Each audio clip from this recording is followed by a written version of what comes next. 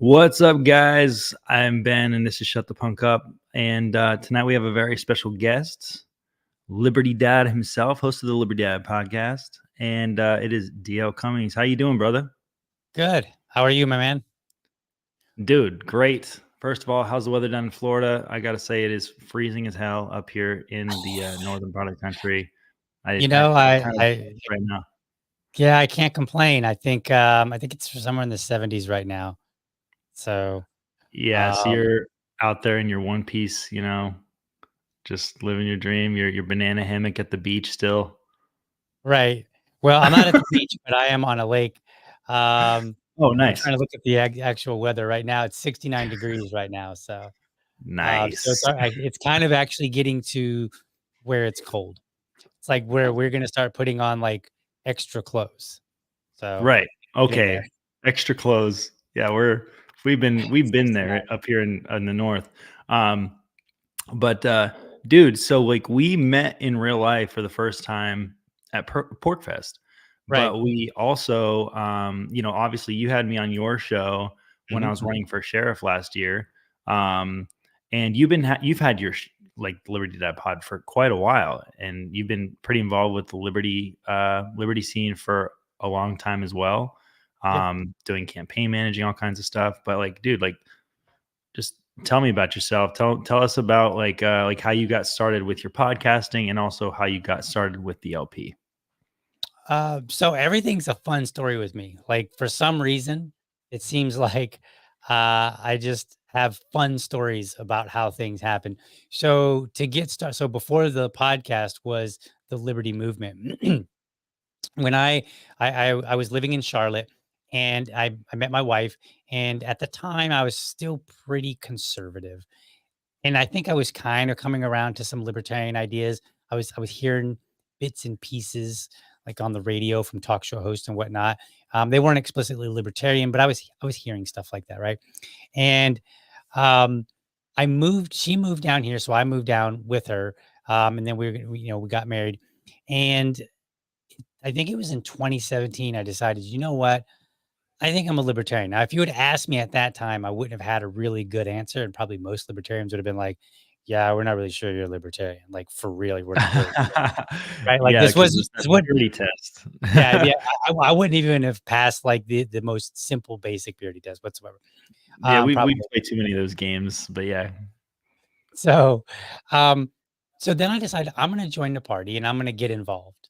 And one of the things I'd been kind of lurking around online, and somewhere in there, somewhere like around there before that, maybe I was like, these people, I'm telling myself, these people are terrible when it comes to messaging.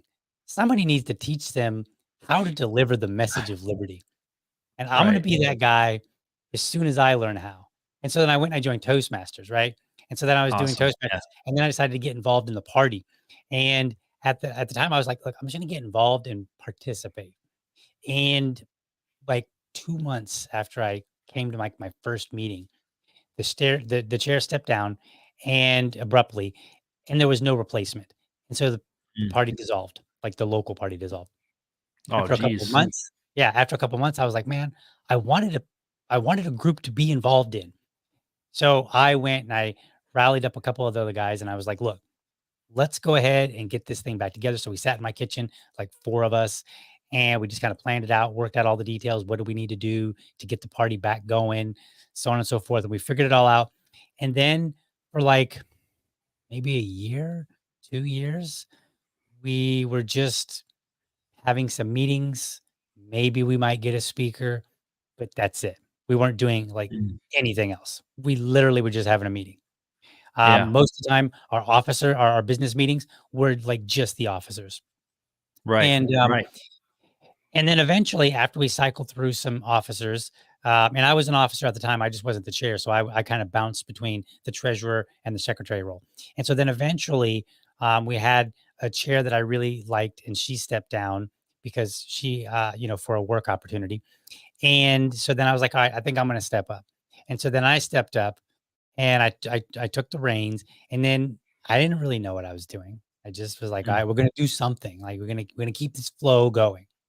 And so we just started doing small things, going out to like do a park cleanup here and there. We got some attention from filling potholes. We just started doing these things, and I started looking online to see what events we could get involved in, and we tried to get it like Spike Cohen came to Jacksonville when he was running, Nice. and, Yep. I worked with his campaign team to, get it set up, and we promoted it the best we could, and, we had a good time. So that was basically how it went, and it went, like, kinda chill. Now during COVID, we practically didn't do anything because there Mm. was nowhere to go. Like, it wasn't Right. you couldn't even resist because there's, like, none of us owned a restaurant to resist. You mean Florida was Yeah, locked down? I know, What? right? Like, you might be surprised if you listen to Ron DeSantis, but Florida was locked down for a time. And it's actually he's done a really good job of spinning it to make it look like he edged his way into it and then backed out once he saw data. That's not really how it went. I think he just saw the winds of change and was like, "All right, let's do this." And I think he nailed it right on time. Oh my So god. That's great. so that's how I got involved in the the Libertarian Party. So concurrently, somewhere around there, so right about 2019, right before I think it was it 2019? Yeah, it was right before my son was born. She was born in 2019. So toward the end of 2018, I was like, I'm going to start a podcast. Now, here's Nice. what I didn't know. Yeah. I didn't know the running joke about libertarians having podcasts. I had no idea. Here's Hey. who I knew that had a podcast. I knew Tom Woods had one. Yeah. I knew that what's his name? Jason something. I think he's a libertarian. I think Jason something. He does more like business type stuff now. Can't Hmm. think of his last name. Um, I mean, he's not really involved in the party itself, but I think he is a libertarian. I think. Okay, I could be wrong on that. So at any rate, so I was like, all right, well, I'm gonna get my voice out there. I'm gonna start a podcast. And initially, I started out just an audio one, and it does work. And then I was like, all right, I'm gonna do a video one. And I upgraded my equipment just a little bit, so I didn't put a whole lot of money into it, and I didn't have really nice equipment at the Yeah. time. And so I'm putting together, and I would spend. I think I did it once a week, and I would spend like 3 or 4 hours putting together a podcast. Doing my prep. You know, researching information, writing my script, getting it all ready, just all that stuff. Yeah. And so then I just Right. continued on and I just got better at it, right? Like now I can actually, if I had started at that time when I first started doing video, if I started doing it every day, it would have killed me. Like it would have been rough. Yeah. Sure. But today I can do that. Like today, now I actually, and I miss a couple days here and there, but for the most part, I'm pretty consistent about my Monday through Friday show, and then another show, a slightly different variant of the Liberty Dad podcast on Sunday night. When that's where I just talk about LP stuff, and I'm like, all right, what's going on in the LP, right? So Monday through Right. Friday, I talk about like it's my discussion time on culture and politics, and then on Sunday night, it's like I'm literally promoting stuff in the party, and I literally go to every single state affiliate, and look at their events and start pulling information out and then saying, all right, what's going on? And then kind of pull it all together and say, all right, this That's week, these awesome. things are happening. That's So, awesome, man. Yeah, there's not enough so it's, of that stuff that goes around. yeah, so it's been a lot of fun. It's That's been yeah. quite the journey. I've learned so much. It's insane. Dude, I mean, like, I'm just kind of diving into this. Like, I mean, I've done a lot of audio and music work, obviously, but like, it's not like rocket science to get started. But at the same time, like, there's definitely a lot involved. For me, the most important thing is just keeping like a consistent schedule and planning ahead. Right. Because, like, if I don't, I know what kind of person I am. I'll probably put it off, and I'll be very inconsistent with it. But, um, Right. like, I mean, you basically have a full set of shows, all week long, where you're going through all this, and and dude, you've got a family. I don't have a Yeah. family. I'm just a single dude. Like, how do you even juggle all of that? And so, um, I tend not to sleep very much. And so I go to bed usually I'm usually getting tired like 9:30 because I get up at 5 a.m. to prepare for my show. So Mm, that's one of the things that I found that was really helpful. You hear a lot of people, they'll say, like, oh, when I became a dad or when I became mom, when I became a parent, I got up earlier so that I would have time for me to do whatever. And I've done that in the past. It was really hard when he was younger and his sleep schedule would kind of flip flop all over the place. Like, this week he'd be, waking up at 6 a.m. and then next week, all of a sudden he's sleeping until 7. And so it's really throwing you off. And then he'll go back to waking up at like 5:30. And so he was like bouncing all over the place. Now he's almost 5. So he's pretty consistent in his sleep. And when he wakes up, he's relatively self-sufficient. So we tell him like, when you wake up, if mommy's not in her room, then you come into daddy's office. And then he just comes in here. And sometimes in the morning, you might see him like walk over, That's and awesome. I'm like, all right, my little man's here. And so what I do is so I work a full-time job. I work remote, so I do work from home. So what happens is I wake up at 5 Nice. and I prepare for my show. And then my show starts at 7. Somewhere between 7 and 8 is usually when he wakes up. If my wife is home, then he usually goes and hangs out with her. If not, then he'll come in here. Um, and then at 8 o'clock, the first thing I do is I'm sitting now at my studio for the podcast, but then and you can't see it, but over here is my desk for work. So then I just literally walk over there and I log into my work laptop, check on things, see if there's That's any great. pressing matters. And then I go downstairs and I help. I do most of the cooking. So I go downstairs and I actually cook the night before usually. And I go downstairs to just make sure everybody's good to go with their breakfast and then help get my son ready for school. And then I actually take him to school. And so I drop him off at 9 o'clock. So at 9 o'clock, about quarter till we leave, and I go and I drop him off and I come back. And then my wife takes the car and then she's usually gone most of the day doing her thing. She picks him up and, does all the stuff. And then I'm not usually needed again until maybe later in the afternoon when he goes to like swim class or when it's getting ready time for dinner. And then everybody, basically everybody comes Huh. home. He comes home about noon. No, I'm sorry, about 1 o'clock. And then he'll sometimes come in and play or talk to me or whatever. And so then I will make dinner and then we'll eat dinner. And then lately we've been playing video games because my buddy gave us a PS2, his Nice. old PS2. He's like, "Here, have a Heck yeah. PS2 with a whole bunch of games." And I was like, "All right." My That's son now awesome. has more games than I ever had. I'll play a Um, lot of Crash Bandicoot, man. I used to love playing yeah. Crash Bandicoot. And so But, then the night ends and we go and we get the showers out the way, we read him a book, and then he goes to bed. And then this is u this is usually somewhere around 8:30, 9 o'clock is when we start getting shower time and bedtime and all that. And then usually by about 9:30, I'm pretty tired. Sometimes I'll stay up a little bit later, but not yeah, too often. So and then I yeah. just I do mean, it the all other over week we again. were on a podcast till, like, past midnight. I can't Yeah, even imagine how tired yeah. you must have been the next day, dude. That was rough. So here's the fun part. I'm actually really good about tolerating sleep deprivation, particularly if I've been exercising regularly and then I keep a clean diet. If those two Yeah. things have been relatively consistent for me, then I tolerate sleep deprivation insanely well. Like I could go like 2 hours, wake up, I'll be tired. I generally don't drink caffeine anyway.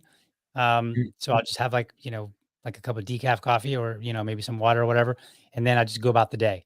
And if it's sunny out, which it usually is, that particularly makes it even easier for me because sun like gives me just invigorates me. It's like Superman, right? Like, yeah. Well, and, like, so the other week we were, like, on Creatrix's Hot Takes segment of her show, and we were mhm. talking a lot about gun laws and stuff like that, and I know that you do a lot of bill reviews. Is that something that you've consistently done since you started your show, or is that something that, like, more recently you've gotten into? Um, when I started doing video is when I started doing bill reviews.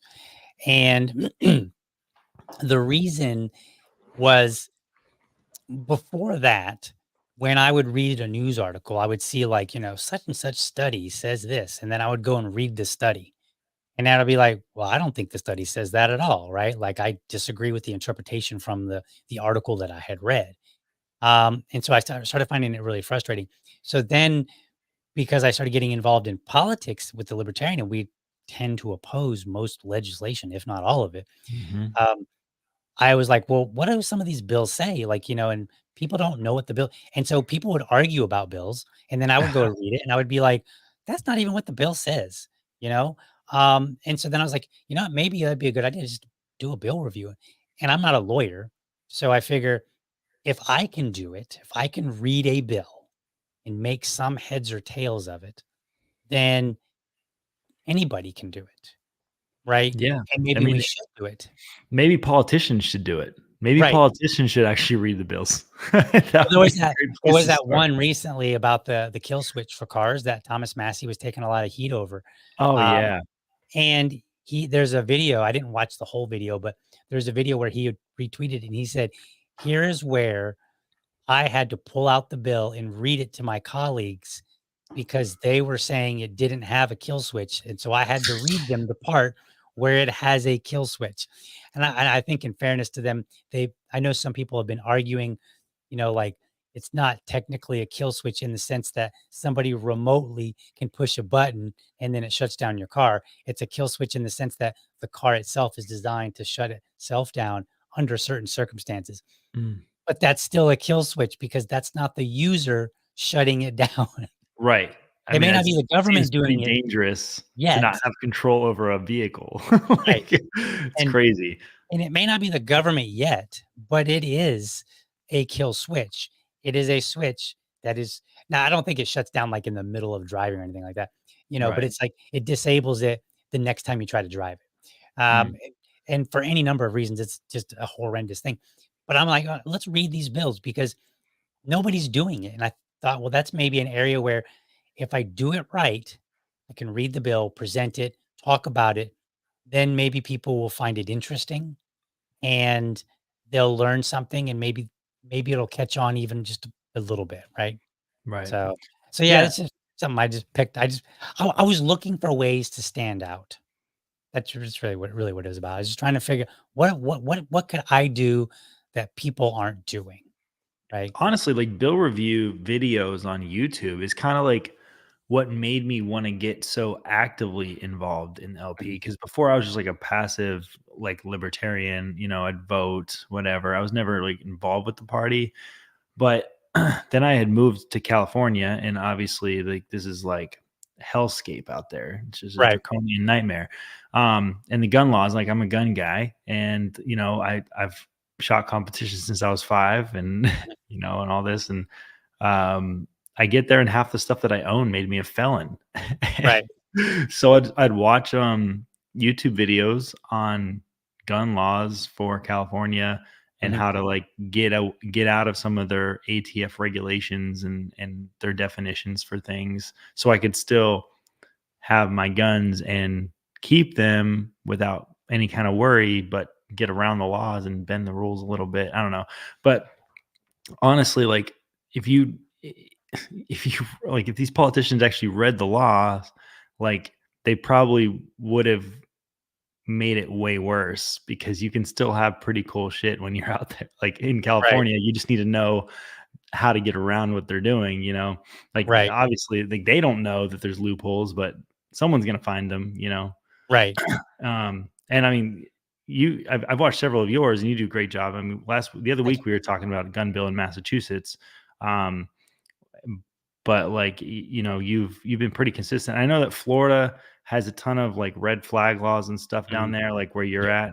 at. Um, and they enact more red flag laws than anywhere in the country, from what I understand.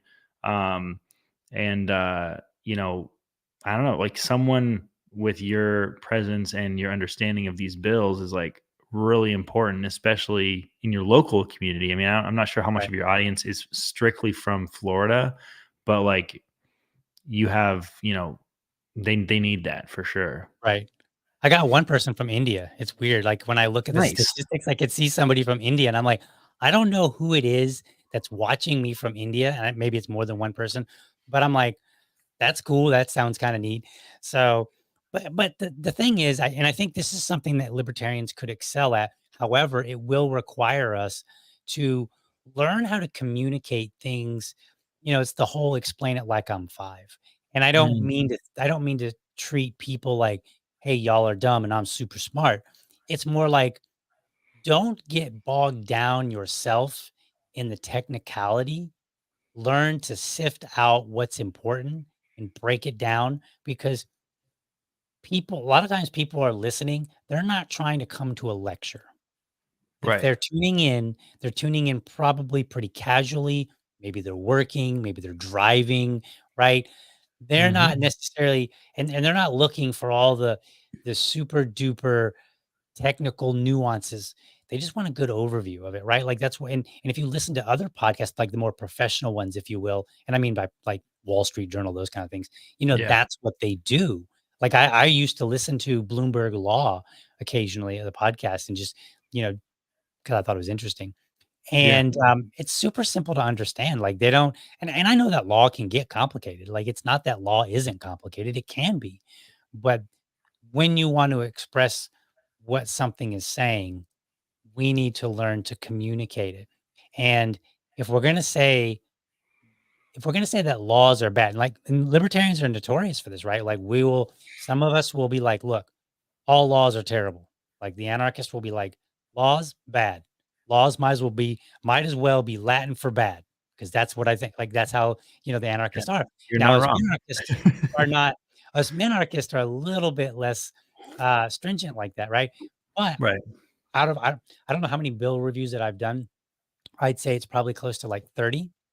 And I think there's been like 3 that I was okay with. 2 of them actually, like one of them was like shutting down the Department of Education. The other one was eliminating no knock raids.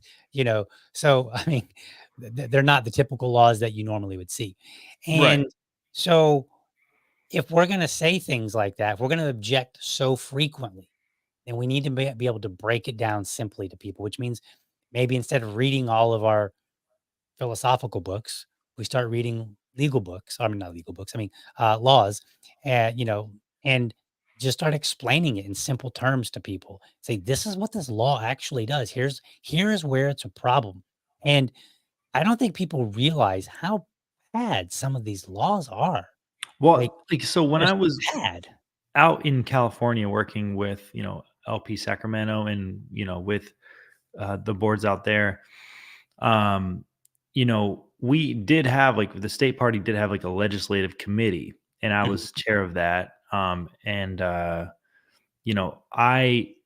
was a very short stint of when I was doing that, but like I think that every state affiliate or a group of people, it doesn't even have to be officially involved with the party. We mhm. should learn what our local politicians are trying to pass too and our state is trying to do, because that's really what we are focused on. As libertarians, we're focused on decentralization, Right, and the state laws trump a lot of federal laws. right, So when it comes down to it, these are the things we need to be studying. New Hampshire's been great up here so far for me, but there's definitely some sneaky laws that come through with right, some really shady language that is right, thrown in there that end up passing, and it's like, did you guys even read this? right. You don't read. Well, But sometimes it's not even a matter of shady language, although sometimes it is. Sometimes it's just kind of taking a very common sense look and like say, what's the impact of this bill? And mm, so like I'll give you an example from here in Florida. This is the bill that's causing all the furor over the banned books. Now, technically, we don't have any banned books. What the state did was they said, look, we're going to create a new position, and every book has to be confirmed by this new position. This new position has to have certain level of training, and anybody that any teacher, any administrator, anybody that lets a child have a book that is not been approved by one of these, like I think they called them like a media specialist or something like that. They said they can be in trouble with the law. So that's why teachers were starting to remove books, because they were like, look, they just said like if a book, you know, is deemed to have been inappropriate, and I in some way contributed to a child having it, I could get in trouble, even if I didn't know anything about, like, so they're just like removing books preemptively because they were like, we don't know. So one of the things that I pointed out now, and I was criticizing this bill because the bill was generated, in my opinion, by a real problem. There are some books that I don't think are appropriate for kids, right? And I don't like I think it's okay to say you're 13, you shouldn't be reading um uh a Harlequin romance or something like that, right? Like, is it going to be the end of the world if you do? No, it's not. But in terms of school, I think it's very fair for them to say, hey, look, we're not going to provide that stuff to you. If your parents do, that's y'all's business. We as the school, we're going to provide you books and stuff that are going to promote education, specifically what we're trying to accomplish, right? So I don't. Yeah. So there's a real problem there. But the problem is, like, I don't know, 6 or 7 books. That's the ones that I've seen named, right? There's one in particular that's super notorious. That's the one with the really graphic sexual activity that's going on, and it's showing like all kind of actual sexual activity between like trans kids and stuff like that, trans teens or whatever. And it's pretty graphic.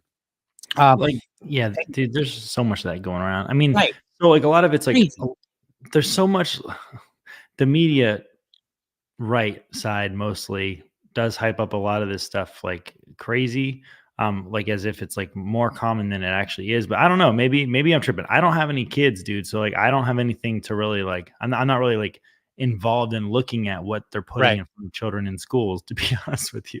And most people aren't. Sometimes parents, there have been some activists that go looking for it. I'm not a big Yeah, fan of that. There are right. some parents that have found that their child, had access to a book that they would not approve of, and I think that's fair. But here's where that bill really became a problem. Number one, it created a new position. It, yeah, I saw you guys Kyle were and I having a are little beefing. Twitter feud Oh, earlier, yeah, you and yeah. Kyle. We've got our generated outrage, right? I mean, that's how people So get famous is Twitter beef, dude. Like, if you didn't it's know, like you and Kyle are just gonna get I was hella just clout off of I this. was just was like, you know what? I was like, this would be funny. And then it just kind of took off. And I was like, and so I'm trying to play video games with my son and have a Twitter beef, fake Twitter beef. So what I said was, Breaking news. right, breaking news. So Kyle's an asshole. right. So here in Florida, they passed this legislation, and I was like, "Look, you created a new position. This new position required certain level of training. You made all these teachers afraid for their jobs." And I said, "All for what? Like 6 books?" And I'm like, "We have a Department of Education, a state Department of Education. Why is it that the State Department of Education could not say, you know what? We're going to sit down, we'll have a conversation, and we're going to decide that these 6 or 7 books should not be on the shelves or accessible to, let's just say, anybody under high school age. And then put out the directive to all the schools because we are the Department of Education for the state of Florida. I Right. would assume that they could say, all the schools that are under our authority, remove these books for anybody that's under that's under the ninth grade. These are not appropriate for anybody under the ninth grade, right? Make sure they don't have access to it. We didn't need any legislation. We didn't need any media specialists. We didn't need all this furor and uproar. We didn't need any of that nonsense. And I'm I like, dude, why I'm have gonna them be if they can't accomplish 6 books? yeah, I mean, I'm gonna be honest too. Like, I went to like a Christian elementary and middle school, so like it was really sheltered. They were really like Right, strict on what we could see and what we could do. But like that did not stop us from actually seeing things if we wanted to right. see it. Like Oh, people not are at all. still kids are still gonna be kids and Yeah. do stupid stuff. Like I remember yeah, like a lot of crazy stuff on those school computers. That's all I'm gonna say. I mean, look, I went to a Catholic school for 6th, 7th, and 8th grade, and I believe it was either 7th or 8th grade. I think it was 7th grade.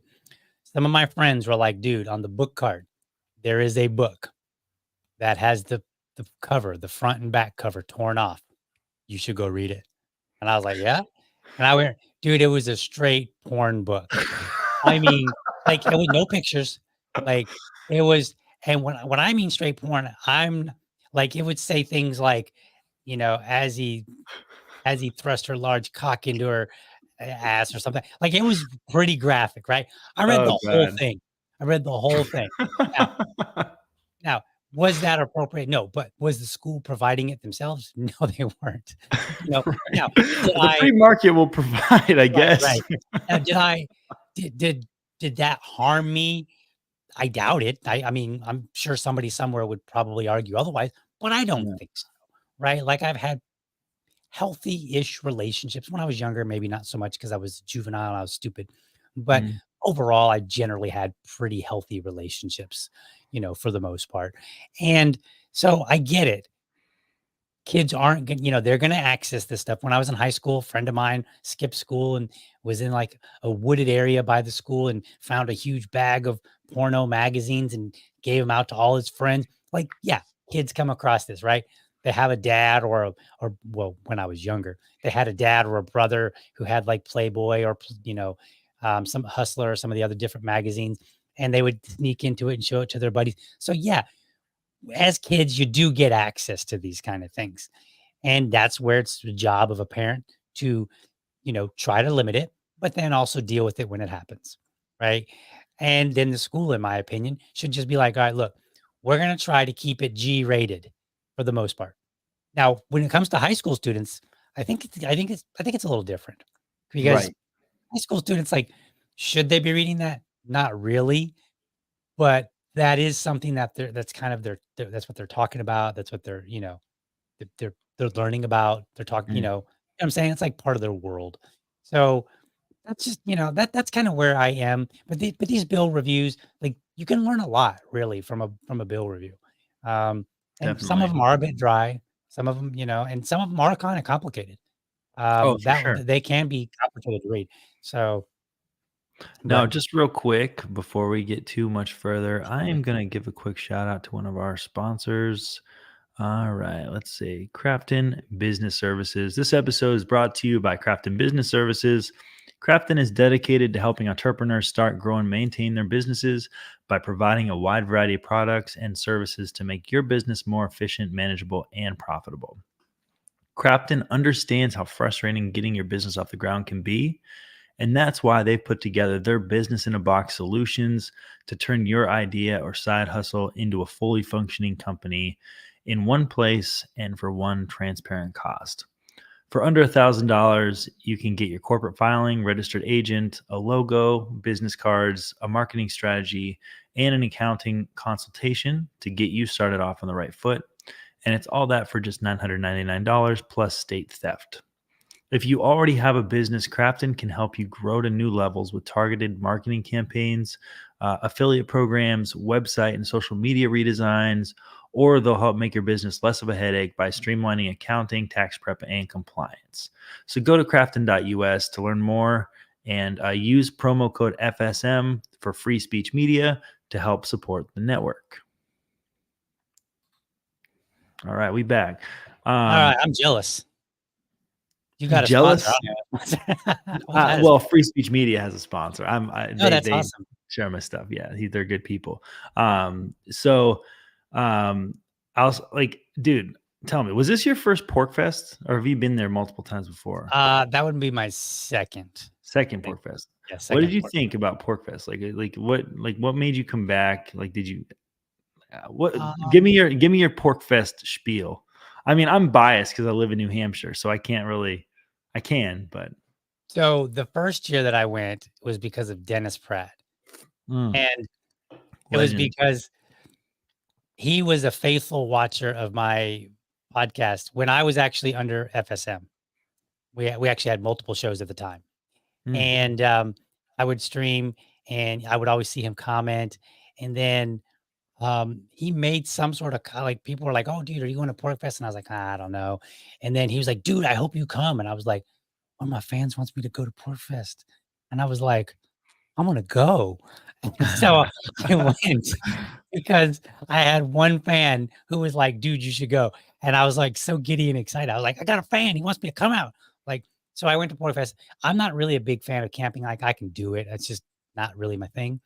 Um, yeah. and I don't like the cold weather, but again, I can deal with it if I have to. So I went out and I actually kind of enjoyed it. I didn't really do a whole lot.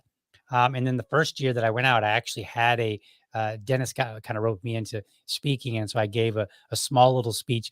And so then I had another little surprise.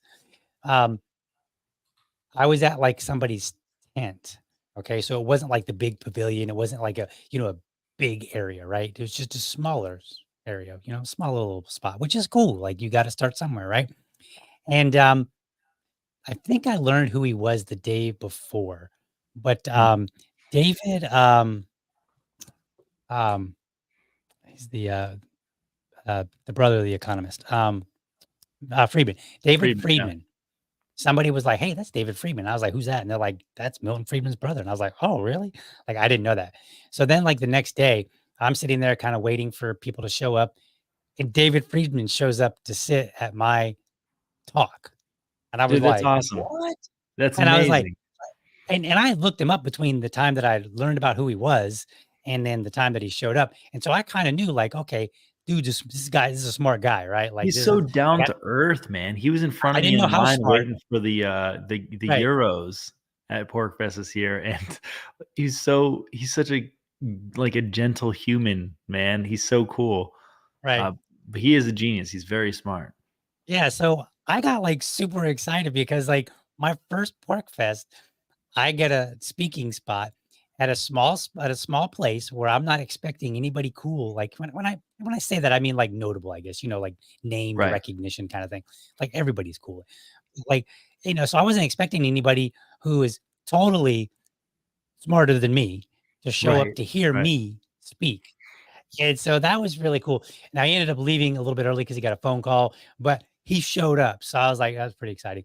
And Yeah. I had a general good time, right? Like I just walked around, I talked to people. The other thing, now this was really cool. And I don't know where you are with the Mises Caucus. I know that the Mises Caucus has got their troubles right now with members and whatnot. But at the time, um, they had not yet taken over the party. And Mm, there was a lot of claims about who the Mises Caucus was. Well, I would go to the Mises Caucus stand. I would just talk to people, and no, most of them didn't even know who I was. Right, so they didn't know. They thought I was a Mises Caucus member. mm, And what was interesting, what I found interesting, we'd be talking, and then somewhere in the conversation, I would be like, "Oh well, I'm not actually a member. I'm just kind of a lurker. I just I'm in the party, whatever." And they would go, "Oh," and then the conversation would continue on as it was. Right, so like there was no change in the conversation. right. I thought that was kind of interesting, and I met a lot of people, and the conversations that I had, I was like, you know, maybe there's some issues online, I get that, but Mhm. when you actually talk to people, Most of the issues are oh, online. Like, if you're seeing yeah, people in real life, like, at face to face, like, you're gonna have real great conversations. We're yeah, I all did, libertarians, we all hate the government. We have so many views that are so closely aligned. We just have mostly differencing in messaging strategy for what right, I see. and so that was what kinda sealed the deal for me to say, like, I don't think the members in totality, like, on net balance, are who people say they are.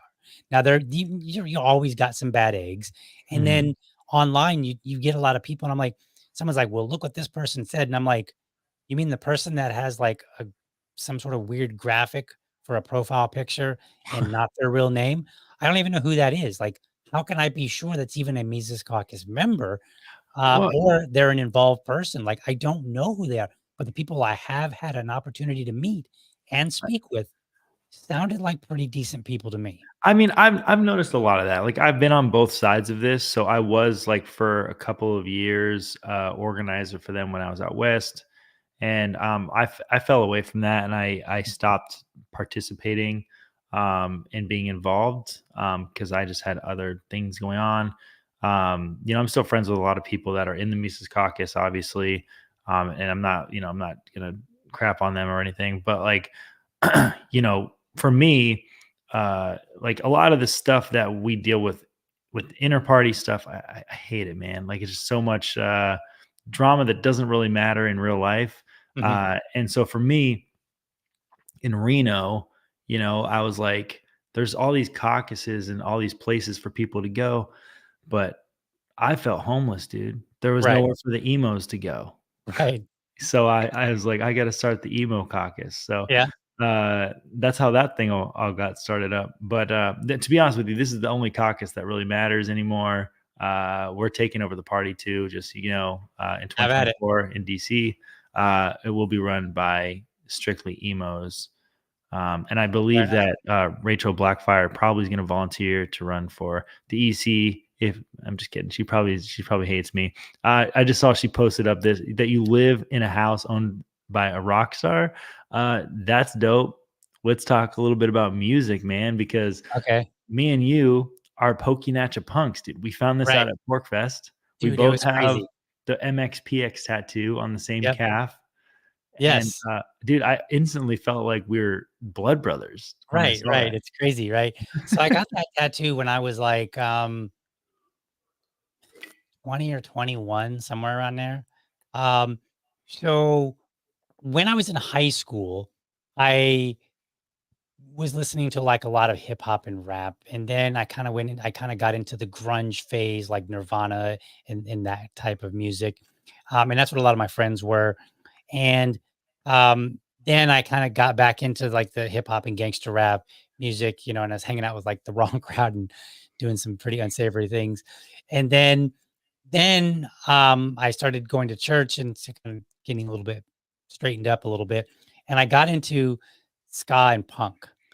But I got into Christian ska and punk. So Yeah, I right, wasn't it's quite as same. familiar. Yeah. And what was cool about it, unlike the Christian rap at the time, the ska and the punk out of Which the was Christian world garbage, was like, who are you listening good. to? Like, Toby Mac and Grits? Right. Right. It was actually good. And they had some really awesome bands, right? Like, so my staples were Five Iron Frenzy. So OC, I think the OC Supertones was the Oh, first I love ska OC band Supertones, that I'd yeah, ever heard. It was the album, I think it was self-titled album, I think, and it was the yeah, one with the little Superman guy. yeah, that's And it, yeah. I put that on and I was like, "What?" Have you ever seen the movie Salt Lake City Punk, SLC Punk? Oh, of course, dude. Okay, Yes. okay. So remember the scene where he's like, "I got something new," and he puts in a tape and then he plays it, and the guy's and like that's like the beginning of their new Yeah, era. it is, yeah, yeah. The OC Supertones was my version of that. I played that, I was like, "Oh my gosh." And, like, the totality of DL changed at the time, like, I feel a that, dude. 180, dude. I, like I Oh, was I was totally dressed in the ska punk fashion, love that. listening to ska, you know, I was a rollerblader because I could never figure out how to ride a skateboard, so I did the rollerblading, whatever. But, and so I got into that. I ended up MXPX became my favorite band for I don't even know why, but they was like my super favorite band of all Yeah, time. Um, and it was I got their tattoo on the back of my leg, and it was like at the spur of the moment. I just went out. I was like, I, my buddy and I were like gonna get a tattoo, and we are like, what are we gonna get? And I was like, I'm gonna get this, and we didn't really have a plan for what it was gonna fully look like. We just said, put it on there, and then we did. And then later, I was like, maybe I should do something with this. I don't know, but I never did, and it's fine. So well, like, that was dude, that was my scene for a while, and love that. it was so fun, and it was funny because when you posted about Five Iron Frenzy, Jeff the Girl being on, it it reminded me, I was like, "Oh, I haven't listened to that music in a while." So I started playing it for my son, who is now enjoying it, and, Oh, like, amazing. I before love that. earlier today after dinner, I put on some OC Supertones and some Five Iron Frenzy live so he could watch them, you know, and he's all like, They're "Just put 'em on so YouTube, fun, YouTube." man, and Yeah, it's like, my it's first great. time with MXPX, dude, I think I was in, like, 6th grade. Mhm. And I remember, like, it was art class, the teacher was just like, "Put on whatever you want," and I like I said, I was at a Christian school, so, Right. like, most of the people at my school, like, I was like my parents did not let me listen to this type of music, even if it was, like, whatever, Right. Christian rock, whatever, like, Right. but then I heard the bass line for Chick Magnet, Mhm. and Yep, I'm yep. just, like, hooked, dude, and I was like, this is me." So, Yeah, literally, like, within the next year, I bought a bass guitar, or I didn't buy one. My grandma bought me a bass guitar, and my parents hated her for it right, because I was basically torturing them with, MXPX bass lines for the next like 10 years that I lived there. Uh, right. but it started there, and obviously Five Iron Frenzy from very early days Yeah, was like one of my favorite ska bands. Um, and I was when I was about 14, 15, I moved to Denver, which they actually live in Colorado. They're all based out of Colorado. right. So they play there all the time. Like anytime MXPX comes through, it doesn't even matter if they're on the tour, they'll play the show. So Oh, like you nice. always get like a really awesome Five Iron Frenzy show. And a while back, like I knew Lenore or Jeff the Girl, um, you know, because she did a lot of work with like Scum of the Earth Church, which is like Yep, basically yep. like a homeless outreach, but Mhm. also like a pretty dope actual church too. They do a lot of really cool like Yeah, I remember actual hearing about it when I was a youth pastor. or Yeah, do you it's like consider that the called a trade? community aspect of what they do is, like, so different compared to, like, what you would normally see in a church Right. today. I always appreciated that. But, dude, like, she's so cool, she's electric. She was like, yeah, but she's gonna be on the show next Sunday. I actually have one of the founding members of Escape the Fate coming on, Mhm. which is another pretty big band, next Sunday, and then she's going to be on in the show right afterwards. I'm going to like kind of do a double header next weekend. Nice. So really stoked to talk to her and get, what she has going on. They just put out a new album recently too. I don't know if you've heard their new stuff, I but haven't. it is really good still. I'm gonna Like, check it out. it's not your classic 5 Iron Frenzy, but it's really good Right. still. Um, Nice. yeah. So they're still fun as ever. Yeah. And You wanna hear a funny story about, because you were talking about you went out and I think you said a bass guitar. yeah, yeah, yeah. So Go on. it was a trombone here. Um, I don't know what made me pick the trombone, but I decided at like 21, 22 that I was gonna learn how to play the trombone. So here's where the story gets really funny. So I'm like, dude, this music is awesome. And I was like, I want to be in a ska band. It's like, now I can't sing with a crap. So that was out. And I can't play the drums. I like playing the drums. I like to try to play the drums, but I cannot maintain a beat. So I was like, for some I reason, feel that. I was like, all right, I'll just play the trombone. Like, I'll learn how to play trombone. So I was already out of school. There was nowhere to go to learn the trombone except for my brother and my sister. My sister is 6 years younger than me. My brother is 6 years younger than her. So they were being homeschooled. And my mom was like, well, the homeschool group has music lessons. So I bought myself a trombone and I was working third shift. So after a third shift, I would show up in my ripped up baggy pants that were kind of dirty from work, and I would sit next to 9-year-olds while we're in music class. They're all like his kids. Every one of them is kids. And I'm learning to play the trombone with these kids. And then we like did this like, like every class always does like a little musical thing for the parents. So there I am, twice the size of people finally. But they're all kids, like 9 years old. And we're all dressed nice and we're playing, like, I don't remember what songs we were playing. And so I learned how to play the trombone. And then I was like, I was all proud of myself. I'm like, all right, now I'm gonna go find a ska band. And then I was like, wait a minute, you need like 7 members. I don't even know one. Like, Dude, I don't even know I'm gonna anybody. you say this right now, but, like, I'm so serious, man. Like, I'm not like, this is, like, not saying anything at all. Your aesthetic fits ska band, 100%. 100%, dude. And, like, once I have my punk band going, we're gonna have some ska songs, and I will let you play trombone in some of our I songs. don't even know if I could play it anymore, man. That was 20 Dude, years. we'll make it happen, dude. I'm really And good at a computer. I was barely sufficing with Mary Had a Little Lamb, okay? Uh, Hey, but I was just sure I was gonna be a famous ska band, member. dude, My like, dreams were the crushed. as a musician, the most important instrument you can know how to play today is a computer. So, like, I can make you Right, sound really good. All right, right. yeah, Jeff the Girl, who? You know what I mean? DL right, Cummings is next. So, right, uh, right. by the way, you are getting pressured to run for the LNC. What's your take on that? Are you going to run for the LNC? No, Can we, can we slight your hand and nominate you to run to be on no. the board? I've been asked. I was asked to last go. People were asking me to be on the judicial committee after I defended Karen Ann Right, Harlem. man, right. I might have been willing to do that, but I actually was not eligible because you have to be an LP member for like 4 years before you Mm, can be on the judicial committee. So I was not eligible at that time. And in fact, I'd have to look to see if I don't think I'm eligible now because I think it's only been like 3 years maybe. But I would potentially be willing to do like the judicial committee, but I wouldn't want to be actually on the LNC just because I don't want to take the time from what I'm doing. So it's Well, and they kind of have to funny travel because too, like, multiple times a year. yeah, I work from home, so Oh, I that's have true, that yeah. flexibility. Um, but the biggest problem for me is there's there's too much drama, and I think there's too little gain. And I don't mean to Yeah, slam. I'm not trying to slam the LP. I think the sure. LP is a valuable organization, and but I think that a lot of people they're more driven by what you might call it like short term results. I think you can see Yes. results faster when you work locally. I right? agree 100%, man. And the when you get up higher, it's longer term goals. They're, the wins that you get may be wins, but they're distinctly different from the ones that are local. I can I meet agree. people that Yeah. have, like, I got to meet 3 candidates and work with them, right? And to be fair, And like, that was fun.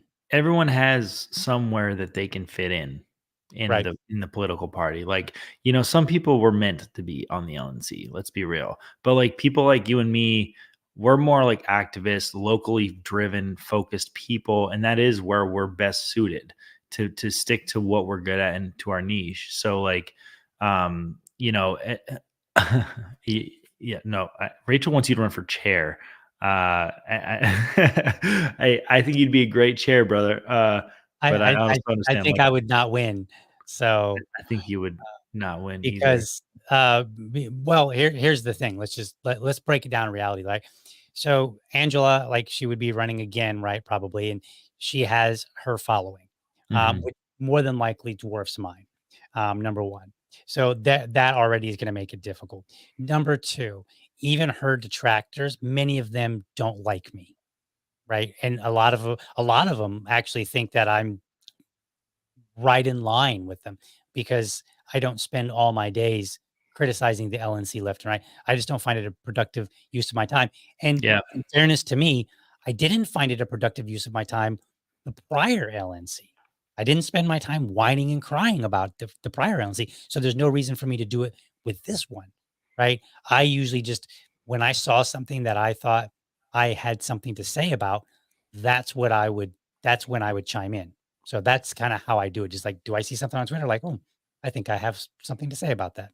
That's Yeah, how I operate. like, dude, what you're doing is great, and I mean, you stay busy, really busy where you're at, and what Right, you're doing is like, it's actually, you see progress with it, and I think that like once you have something like that, you definitely should, you should definitely, just keep driving that because for me, like my scene is obviously the music scene, so that's why I do the emo caucus stuff and try to like focus on bringing liberty to the music scene and vice versa, bringing the music scene into right, the liberty movement.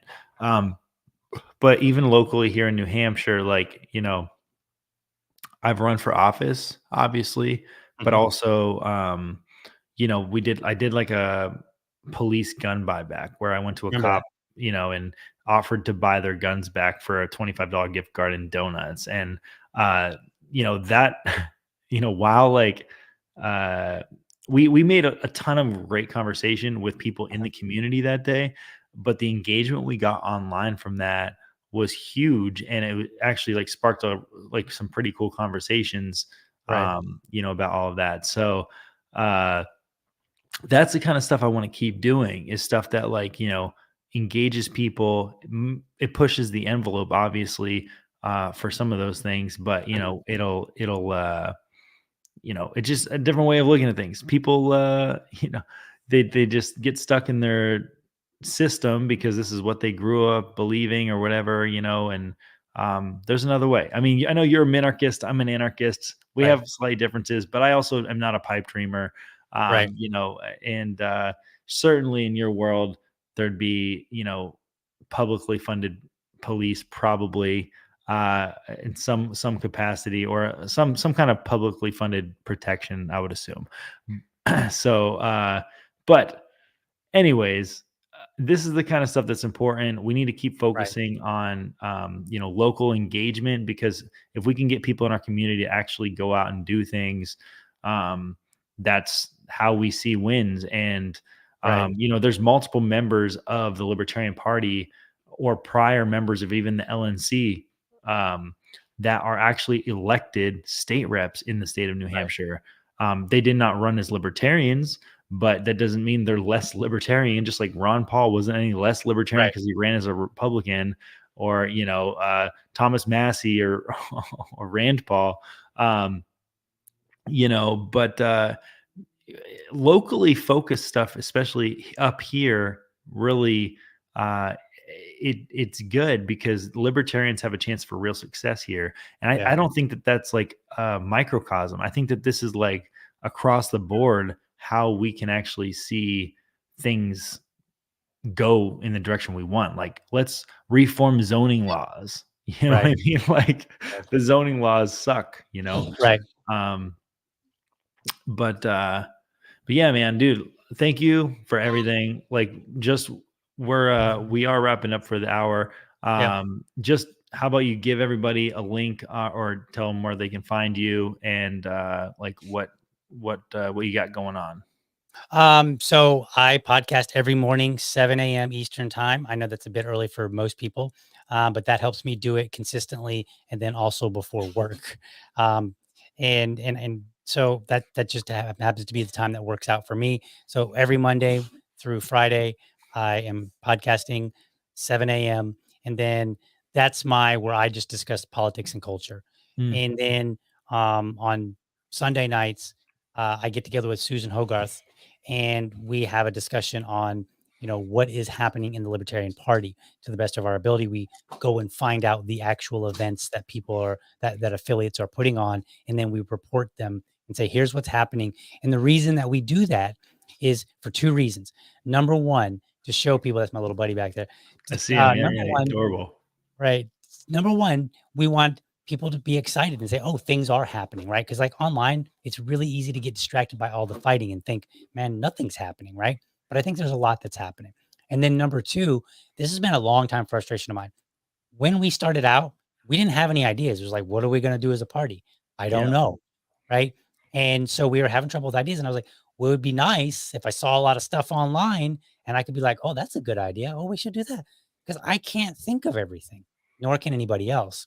So there's no reason why we can't use the power of the internet to share all these ideas and say, here are some things that we're doing. People can put their own twist on it. They can follow it exactly, whatever.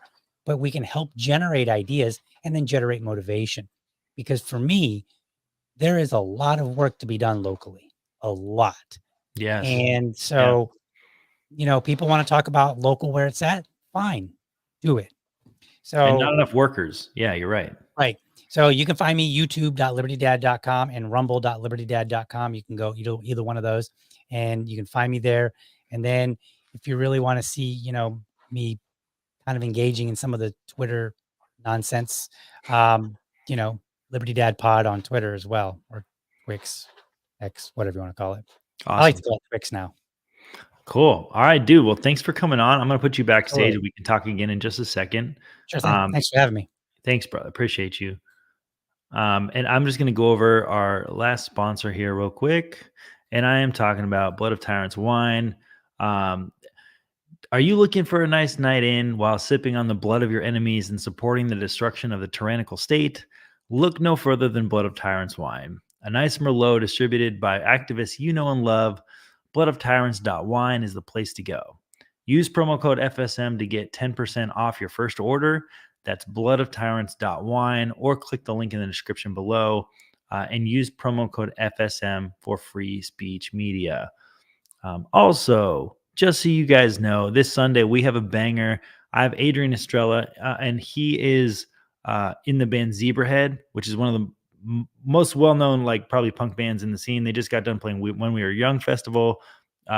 Solid dude. I've known him for a very long time. He's a great friend of mine. He's also the singer for the band Assuming We Survive when he's not busy with Zebrahead. Yeah, it's going to be a really good time. I'm really excited about it.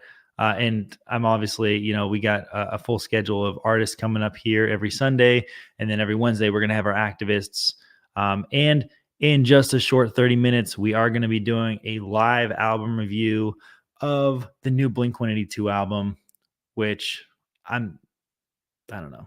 I might trigger some Blink-182 fans. I'm not going to lie. So stick around, find out, fuck around, find out. 30 minutes. I'll see you guys back, and we'll see you soon. Have a great evening. Talk to you later.